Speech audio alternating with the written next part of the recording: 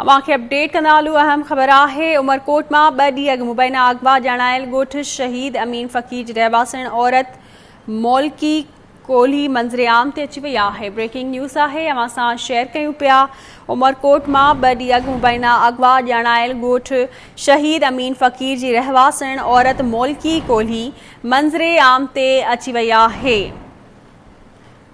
मौलकी कोल्ही जो चवण है त मूंखे कंहिं बि अगवा नाहे कयो। मुड़स भोगड़ी कोल्ही जे ज़ुल्मनि खां तंग अची भाउ जे घर पहुची अदालत में दरख्वास्त ॾिनी आहे।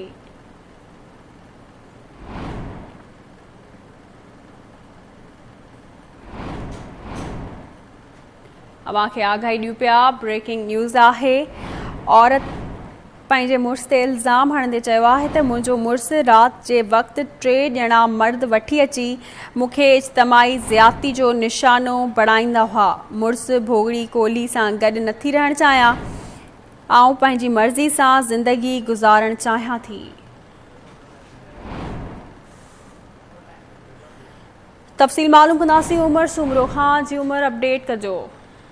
जी उमरकोट छोर लॻ ॻोठ टेबरी में कुछ ॾींहं पहिरीं अगवा ॼाणायल जेका मुल्की कोलन है उहा राति देर सां पंहिंजे घर पहुती। जॾहिं त उन मुल्की कोलन जो इहो चवणु आहे न ई मूंखे कंहिं मुसलमान कई आहे, न ई कंहिं अगवा कयो। ऐं पंहिंजी मर्ज़ी मुताबिक़ वेई मुंहिंजे मुड़ुस जे ज़्यादतियुनि खां तंग थी घरां निकिरी वई हुयसि। ऐं जॾहिं त आउं हिन मुड़ुस खां आज़ादु रहणु थी चाहियां, अलॻि रहणु थी चाहियां। ऐं ॿिए पासे जेका मुल्की कोलन है उनखे तहफ़ुज़ लाइ न्यू शोर थाणे ते आंदो वियो, जिते अॼु अदालत में पेश कई वई हुई। जी महिरबानी अवां जी अपडेट करण लाइ।